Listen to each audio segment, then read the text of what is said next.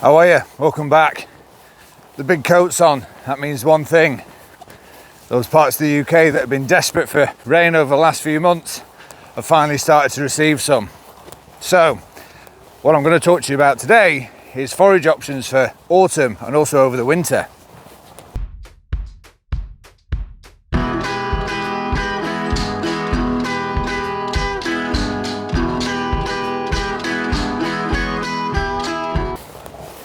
Now, I think it's fair to say, after I started doing these videos talking about a very challenging winter that we'd had, actually two challenging winters and a challenging year for last year with the amount of rainfall that we'd all had, this year hasn't turned out to be much less of a challenge either, has it?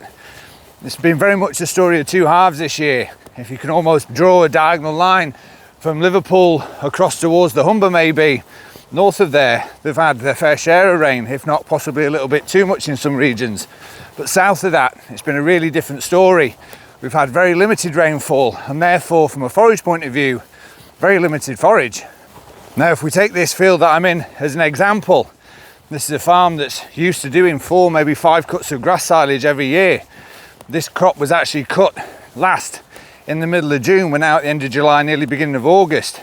And this is the regrowth that we've had in that period. Yes, it's green, but it's actually only recently turned green following that break in the weather that we've finally received. This time of year is quite frustrating, especially in a very challenging year, because I don't know about you guys, but you get these notification pop-ups, these memories, especially through likes of social media. And we're used to be doing 4th cuts by now. We're struggling yet to scratch the 3rd cut together, and in many cases, a lot of grass is going to have to be almost taken with what we've got to set up and hopefully get another cut from that.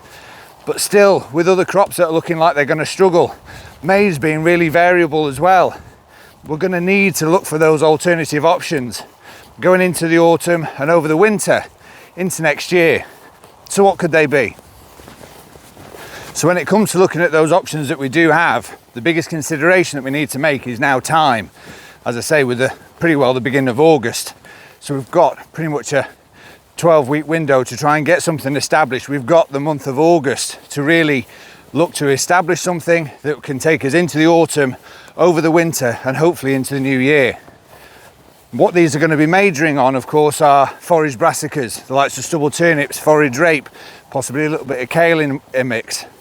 Grass mixtures as well, looking at short-term grass mixtures, looking at actually rejuvenating the grass mixtures that we do have on the farm already, balancing whether or not the grass that we do have in that's potentially gone through significant drought is actually going to be able to recover. And also looking at options for well over the winter, so like the forage rye, you'll have seen me talk about that. But let's have a look at how those options work out, what they mean for each other, and what it is that they could potentially offer you as a solution if it is you're looking for that extra bit of forage. So the first option would be probably the most popular option, or most regularly established option at this time of the year, especially following the likes of winter cereals. Ironic that the weather's now starting to break as it is that we want to harvest these cereals that have been incredibly early and establish the likes of forage crops, cover crops, or maybe even oilseed rape. But the key one to follow the likes of cereals within arable rotation or a mixed farming rotation would always be stubble turnips. Stubble turnips can be established all the way up until the end of August. Now on this occasion, I'm not even upset the fact that I actually managed to get a bit of moisture into my microphone, so there's some audio that's missing in 1 or 2 of these clips, so I'll have to do a bit of voiceover just to fill in the gaps. Never be too tempted, even if it is that we are getting that bit of an Indian summer though, that actually it's a bit warm, there's a bit of moisture, we'll take a chance and drill some stubble turnips a bit later. The actual outcome of those crops drilled that bit later is quite significant. Even though you've established something, the final performance will dramatically fall and therefore give you a result that's not really worth entering in the first place. So what are the other options we have? Now for me, even if it is that we do have the right conditions and all the time to establish stubble turnips, I'm actually a big fan of something different. A forage mixture maybe. Instead of planting just pure stubble turnips for all the right reasons, actually adding that little bit more diversity in there. Not only for a risk point of view, winter hardiness benefits maybe, but also from a crop utilisation point of view. But where does that come from and how do we achieve that? Well, it's actually dead simple. It comes from the diversity within the mixture. We all know that stubble turnips, yes, they can be established, they can give you a good crop to overwinter graze, especially with the likes of beef and sheep maybe. But we also all know that you get into sort of December, January time, you're driving past these fields of livestock out onto stubble turnips, and they're getting fed up, they're getting bored, they're stood about, they've eaten the tops, they've grazed the amount of bulb that they can easily get out of the ground, but they're already actually leaving quite a lot of that dry matter yield from those stubble turnips behind in the field. Therefore, their intakes aren't as high as they could be, and overall crop utilisation isn't as good. So when it is that we're looking at these forage mixtures, we're basing those around stubble turnip still, but also including forage rape and a little bit of kale maybe. The benefits of having that diversity actually come in several ways. They don't get fed up in terms of what it is that you're putting in front of them to eat. It's almost that growing TMR sort of type principle. They can eat a soily stubble turnip and wash it down with a forage rape and a kale maybe. Their overall intakes are higher, the crop utilisation is better, but also from a technical point of view, the forage rape in particular is actually very winter hardy. It does have its extremes, and it's not a silver bullet, but it is extremely winter hardy. It'll actually shelter the stubble turnips that are in the mix to make sure that they can last that little bit longer. But also it spreads the risk that if we do get a really harsh winter, that actually you will have something to graze, whereas a crop of pure stubble turnips could get frosted out, effectively turn to mush. So my advice would be to do consider the likes of those forage mixtures, especially if it is that you haven't necessarily established them before. They are brilliant for that overwinter cover and actually produce probably 20 to 30% more dry matter than just a straight stubble turnip crop would do. They also return probably around about 5% extra protein across the crop as well. Overall, like I say, we have a 12-week window that we need to try and get these fully up and away, but we've got a window of around about 4 weeks to get them drilled. So time is critical. Straight into direct drill situations into stubbles is absolutely brilliant. A sprayed off grass field maybe that hasn't performed or has been battered by the drought, easy to establish, cheap to have, but overall the returns are really beneficial. When it comes to their utilisation periods, established now, mixtures of the likes of stubble turnips, forage rape and kale can last well into the winter, even into the new year. All depends on the balance though of that overall level of forage rape in the mixture, in particular as that more winter hardy option within them. More often than not, I have a lot of these sorts of types of crops that were dual purpose. In some cases we actually double them up as game covers, so we'll beat them and use them all the way through January, and actually they're still there and able to be grazed into the new year. But of course you can graze them sooner if you want to. Now another option to consider is just straight forage rape. Again, established within the month of August, it will be up and about and give you a crop within a 12-week window, everything being equal. But at the moment we have plenty of warmth, we have a little bit of moisture around us now in particular. Actually, forage rape is a really good option and gives us the chance to potentially even double crop in this situation. If you think about it, we establish a crop of forage rape now, we graze it towards the end of October. If everything's equal by then, we could even establish behind that a crop of forage rye going into the winter to not only graze, but take a big cut off at the end of April, beginning of May. So giving us two options there in terms of giving that overall bit of a break, forage production, and then back into another crop to take us into the spring. Now you've heard me touch on it there, and you'll have seen the videos that I've done previously regarding forage rye, and it is an option for us. But again, as I say, I wouldn't really be looking to establish forage rye much before September, October. So we have a window where we can splice something in. But if it is that you are looking to establish it sooner, we do have seed available for an early drill that can be managed, grazed with sheep over the winter, locked back up, and then taken that big cut off at the end of April, beginning of May, to go into another spring option after that. Now it's worth me mentioning at this point, if it is that you are establishing an overwintered forage crop for also ticking the boxes of an environmental scheme, no matter where you are in the UK, the chances are that they're going to be limited to grazing only, but also, if they are to be grazed, not to be grazed to death. The principle to have these mixtures in over the winter is to have that overwinter cover crop. Yes, they do have a grazing ability. If we graze the absolute nails out of these mixtures, they're not giving that overwintered cover that the scheme requires. Just something to bear in mind as to how long you keep those sheep on it for maybe. And then we come on to the grass options, of course. As I've said previously, There's a lot of grass that's gone through a lot of pain this year, and in some cases it probably won't even come back necessarily. Yes, grass is a very resilient crop, and yes, in many cases it will turn green, but as per a conversation I had with a couple of our agronomists this morning, what you have to be really careful of in a year like this, after grass has been brown and bare all year, is actually be lulled into that false sense of security that actually it's recovering, it's coming back. What's coming back? Is it your original grass mixture, or is it your original grass mixture plus a lot of invasive grass weeds? Yes, it will be turning green from a distance, but going into next year, what we really can't afford if we're going to be short of forage this year and over the winter is to have our grass mixtures on the back foot of being actually a very high percentage of grass weed ingress from the conditions that they've had this year. So what we need to do is basically establish the potential outcome of these grass mixtures. What are they going to produce between now, as I say, end of July, beginning of August, and hopefully, if we get a bit of an Indian summer, by the end of October. If it is that there is that bit of a concern that actually probably not a great deal, there is the argument that actually either an overseeding or just a full reseeding plan is put into place.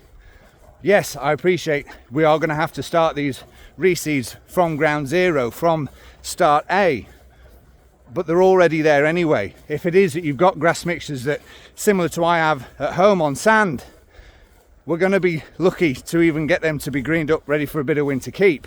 So if it is that we can establish something either into those mixtures or as a brand new mixture going forward, it's going to be a much more viable option over the winter, and especially going into next year. Also, another key consideration when it comes to looking at the likes of newer or brand new established reseeds is actually their overall resilience. I think it's fair to say that in many situations this year, they have been standout. Yes, all right, they haven't saved the party. They haven't necessarily been performing as though nothing's happened. But in very stressful years, these new reseeds have really stuck out in terms of how resilient they are compared to much older swards that you may have on the farm. They have been that more resilient. They have been that little bit more tolerant to the conditions that we've been given. So going forward, the performance and the resilience of these grass mixtures that we have is all due to basically how new they are and how fresh you can keep them. Another idea, utilising the likes of possibly forage rape, as I mentioned before, is actually to get in and establish a crop of forage rape now, have that bred up and grow ready for some winter forage, but then give you a really lovely clean opening into a spring reseed. Works really well as that bit of a winter break to give you that entry into it. Again, making that decision on actually how is that grass going to perform, how much grass are we actually going to get from that over the winter. Hold on.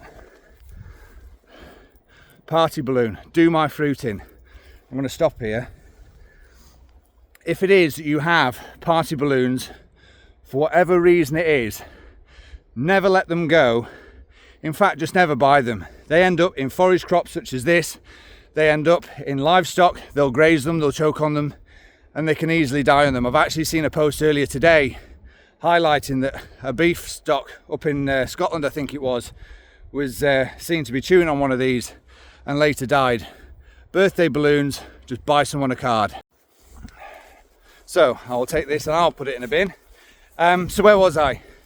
Yeah, so having that bit of a break crop, as a forage rape crop maybe, in between a grass reseed is a really good thing to do. It will potentially, most definitely, give you more forage than a worn out or highly battered grass lay would do coming out of this summer, but also give you that bit of a break. So it's a great thing to do as part of the rotational benefits as well. And when it comes to grass mixtures, as I say, we've still got time to establish grass mixtures with clover, of course, looking further forward. Or at the moment, we're seeing that it's incredibly popular for the likes of Italians and Westerwolds to be established. That potentially giving us some very quick establishment of high yielding forage, hopefully this side of the winter. Again, not only are we looking to improve and potentially mitigate some of the risks from the crops that we do have in front of us now, but another key one is for those options after your maize. Now, it's fair to say maize crops are very up and down at the moment. They're very variable in terms of what their potential could give. All that to one side, I think it's fair to say that in a year such as this, one thing, if everything goes to plan with regards to weather, it's looking like it's going to be an early harvest. If it is that you are concerned about the shortfalls of forage that you may have on your farm from the year that we've had, it's been totally out of your control and nobody's fault, it's looking at those options that we have after maize.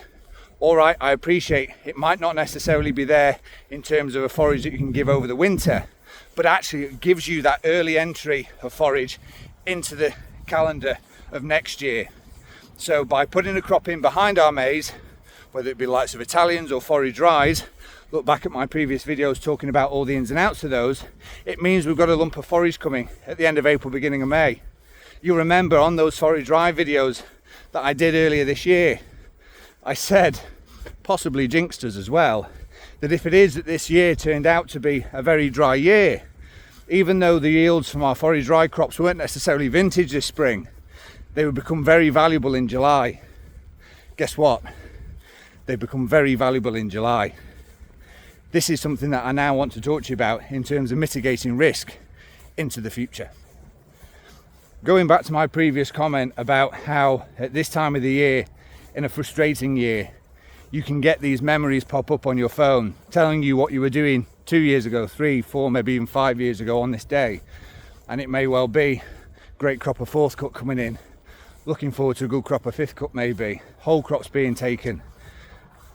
And actually, in amongst all that, there are also those posts, those photographs of dry weather.